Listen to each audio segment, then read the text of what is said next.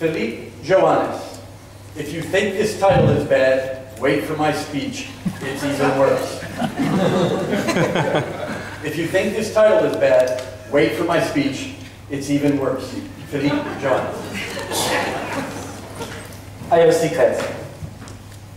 I am French. No, this is not funny. This is not funny when you must give a speech in English, except if you have some rare expertise. And maybe you know that French people are experts in the art of failure, and not only in football. But they are also great teachers. They love to give lessons to the world. So I've taken these two core French competencies to craft my topic of today, which is teaching you how to prepare and deliver your worst speech ever. I thought it could be useful for most of you, and especially for next contestants.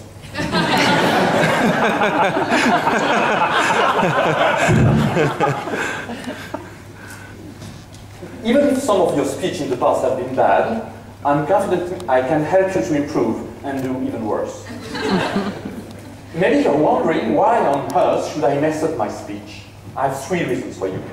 The first one, you will avoid jealousy. People will like you. You will be a good fellow, and you will act as a foil, helping other speakers look even better, smarter, funnier, subtle, and give speech perfect. Perfect, but predictable. And this leads us to the second reason to mess up your speech. It's the easiest way to stand out, especially among talented Toastmasters. With little work, or even better, no work at all, and you produce a totally pitiful speech that will be truly remarkable. The third reason, it will be good for your ego. We all need humility. Some of you really need humility. I won't tell names because I don't know which judge, but believe me.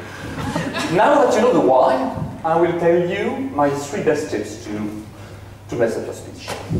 First one, just be incoherent. Basic method, no preparation. Just pick a title and begin to speak. Take your audience by the hand in a thick forest, a forest you don't even have the map of, and surreptitiously at some time go away on your tiptoes, leaving your audience, just like Thompson's parent, you know, leaving your audience alone in a dark and unknown land.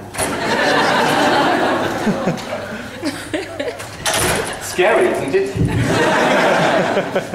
Let your speech be a long digression. You know, digression comes from the Latin word digression, which appeared both in French and English almost 400 years before Thompson was published by a publisher named Barbian. And actually Barbian married in his first wedding a lady called Jeanne Cochon, just like the name of the archbishop that conducted John Sauvage trial. Where was I? Yes. No structure. Neither had no tails and nothing in between. The second secret is linked to your audience. Forget your audience. You don't really need them, you know? They don't really deserve your attention. The only reason to be here is to give you an opportunity to stand on the platform. Let them know through your attitude, through your body language, that you are not really present. Obviously, the easiest way is to pick a topic that doesn't match your audience interest. Speak about enology at the annual meeting of Alcoholics Anonymous, or about the art of silence in a Toastmaster contest. My third piece of recommendation, be boring. Actually, it's quite easy. You have 2 ways. First, language. Use complex, abstract words. Don't say, always remember the Kellogg principle. Keep it long and overcomplicated. So you don't say briefly, you say compendiously. a splendid adverb that most of your audience members will have to look up in the dictionary, and which is deliciously misleading since it seems to say the opposite of what it means. With some practice, you can even build full sentences. Don't say I love music, say normative and catalytic. Music is such a fixation of virtualities. The essence of an essay is based on a multidimensional approach. That's much better. Beyond language, don't do anything that could surprise your audience. Just be totally predictable. Yeah. Just like David. So,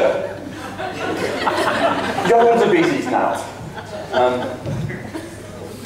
No preparation, no structure. Disconnected attitude, a boring speech.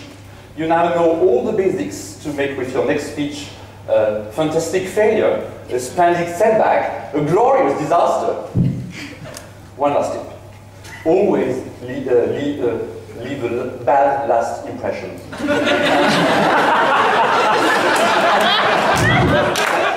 And for that, just end up your speech abruptly.